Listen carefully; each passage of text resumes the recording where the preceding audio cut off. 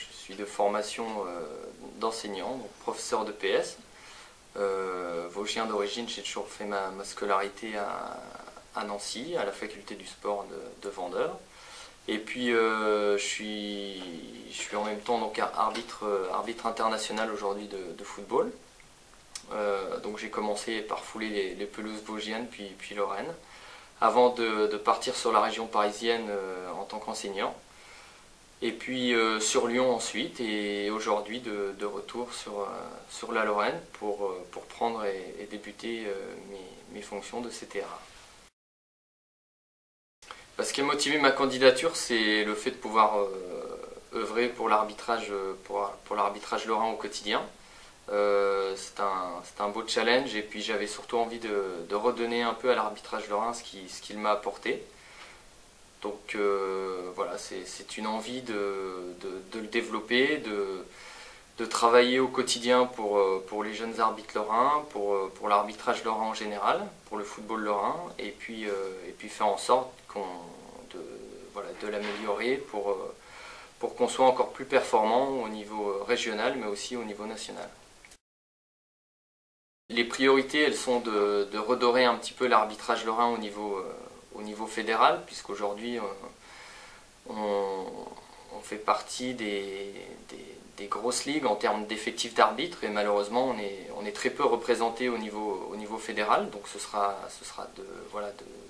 d'accentuer la formation à ce niveau-là pour que nos jeunes arbitres prometteurs puissent percer et atteindre le niveau fédéral pour s'y installer durablement.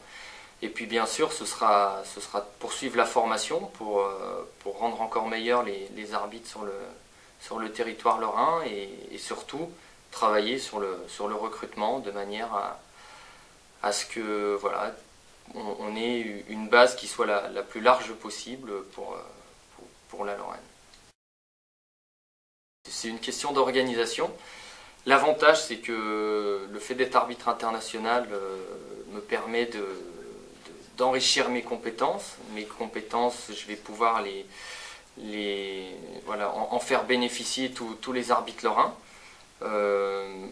Aujourd'hui, l'arbitrage de haut niveau, c'est quelque chose qui prend un peu de temps, mais avec lequel on peut combiner une vie professionnelle à côté, comme c'est le cas pour tous mes collègues également arbitres de Ligue 1. Et voilà, c'est juste une question d'organisation, mais je ne m'inquiète pas à ce niveau-là. Tout d'abord, je souhaite évidemment une pleine réussite dans ces nouvelles fonctions à Benoît.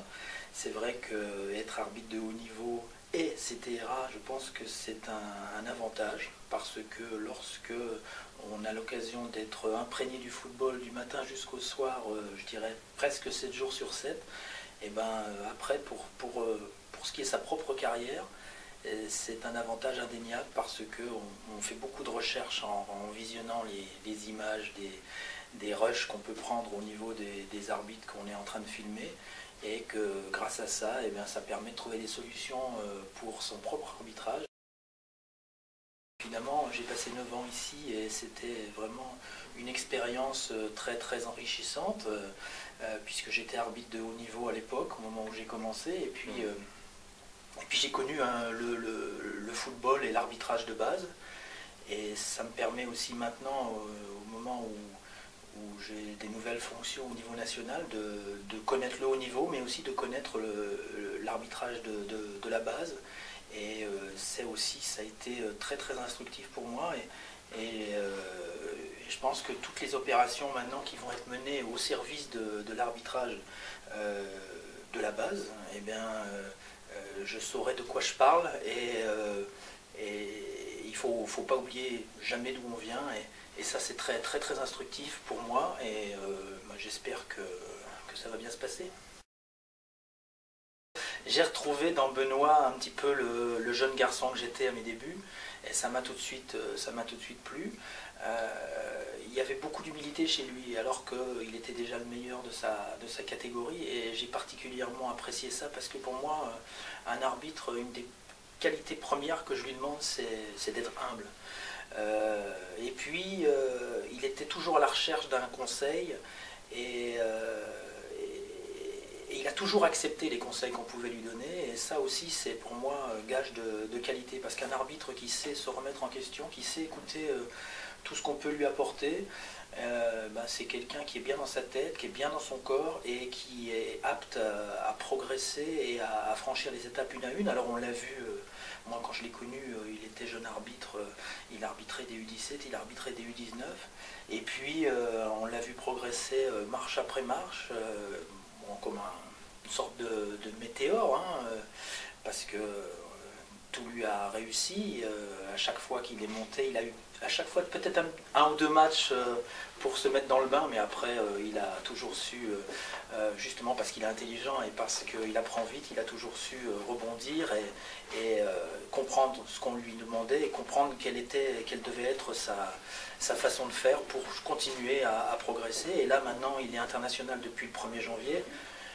Et puis, ça ne va pas s'arrêter là, parce que je pense qu'il faut absolument qu'il continue à progresser. Et d'ailleurs, il en a conscience, parce qu'il sait bien que rien n'est fait, parce que c'est pas le tout d'aller au plus haut niveau, il faut savoir y rester, et puis il faut savoir encore progresser, parce que, et on le voit avec la non-sélection de Stéphane Lannoy pour la Coupe du Monde, rien n'est jamais acquis, hein. Stéphane restait sur une demi-finale de l'Euro il y a 2 ans, et pourtant il ne fait pas partie des 9 arbitres européens qui ont été choisis par la FIFA pour arbitrer la plus prestigieuse des compétitions. Donc voilà, il faut toujours essayer d'être le meilleur, toujours donner le maximum pour avoir une chance de représenter la France au plus haut niveau. Et c'est tout ce que je te souhaite, Benoît. Et puis moi je peux prendre déjà des paris. Moi je suis sûr que tu seras arbitre de la top list dans très peu de temps, et je suis même sûr que tu auras une meilleure carrière que moi. Quand on a l'habitude de voir des arbitres, de les observer, on sait ceux qui ont du potentiel, on sait ceux qui ont de la valeur, et pour peu qu'ils ne changent pas et qui restent avec le même caractère, qui souhaite progresser toujours pour le meilleur de l'arbitrage, en général ces garçons-là, ils arrivent au bout de leur rêve et ils réussissent à arbitrer au plus haut niveau. Je dois reconnaître qu'Alain a vu juste, j'ai eu du mal à le croire au début, mais je me souviens d'un mail, pour rebondir sur ce que tu disais, de 2005, où pour les vœux, tu m'avais dit tu verras, une grande carrière s'offre à toi si tu continues. Et c'est vrai qu'à l'époque là, à 20 ans, 22 ans, on ne réalise pas trop qu'on peut un jour peut-être devenir, ça nous paraît irréalisable. Et puis finalement, petit à petit, marche par marche, on se dit, tiens, ça se dessine, ça devient possible, voilà, j'ai toujours pris les saisons les unes après les autres, et puis ça, comme tout compétiteur, l'objectif à chaque fois c'était de gravir les échelons. Ça a fonctionné, et aujourd'hui j'en suis très content, le but ce sera de continuer bien évidemment. Mais oui, les choses se sont faites naturellement, enfin il n'y a pas eu de... Et puis l'avantage c'est que, voilà, si je peux dire, j'ai été bien drivé. C'est pour ça que c'est important d'avoir quelqu'un qui a la connaissance du terrain, la connaissance du milieu, Alain, qui était encore en activité à l'époque, connaissait très bien les rouages de l'arbitrage, et ça permet de nous aiguiller. Et puis quand on a un discours qui vient de quelqu'un qui a su prouver et qui s'est prouvé sur le terrain au plus haut niveau, forcément c'est parlant, et ça, voilà, on est dans le vrai. Et donc voilà, j'ai eu la chance de bénéficier de ces conseils, et je vais m'attacher en retour à essayer de prodiguer au mieux les miens pour la jeune génération d'arbitres lorrains aujourd'hui. J'espère vivre encore plein de belles choses, et puis pour moi, mais aussi pour les gens qui m'ont formé, qui à travers mes performances voilà, se retrouvent un petit peu. Donc on verra où ça me guidera, mais c'est sûr que ce sera déjà, si je devais réussir à égaler le palmarès d'Alain, je serais déjà très enchanté, parce que c'est l'une des plus belles carrières qu'on ait eues. C'est une fierté pour nous de le voir arriver là, parce que je pense que toutes les ligues ont besoin d'avoir une vitrine qui brille, quoi. Parce que pour le recrutement, pour la détection, quand on présente un Benoît Bastien CTR1 de Lorraine, c'est sûr que ça parle aux gamins qui le voient arbitrer à la télévision, c'est sûr, c'est indéniable. Et puis comme il a des qualités de pédagogue, en plus il est enseignant dans son cursus, les messages il va bien les faire passer. Donc je pense que c'est une plus-value énorme pour la Ligue de Lorraine de compter sur un Benoît qui va pouvoir véritablement lui aussi à son tour transmettre tout ce qu'il a appris. Et ça, c'est tant qu'on aura des passeurs, je dirais, d'expérience, je ne m'inquiète pas pour l'arbitrage lorrain. Évidemment, ce fut un plaisir de travailler avec eux pour moi, et Benoît maintenant va pouvoir faire la connaissance des principaux dirigeants de la Caisse d'épargne qui nous ont toujours soutenus. À chaque fois qu'on les a sollicités pour mener à bien une opération en faveur de l'arbitrage, ils ont tout de suite acquiescé, ils ont dit banco et ils nous ont suivis. Et ça, c'est formidable parce qu'effectivement, on sait que pour mener des opérations, le nerf de la guerre, c'est l'argent. Et eux, de façon, je dirais pas philanthropique, parce que c'est quand même une entreprise commerciale, mais en tout cas, sans attendre véritablement de retour, ils nous ont toujours aidés et ils ont toujours été là à tous les moments de notre existence et de notre partenariat. Donc bravo à eux, merci, et j'espère que ça va continuer de longues années encore.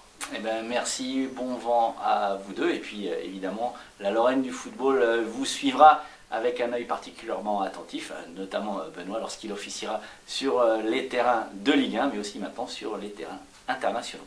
À bientôt.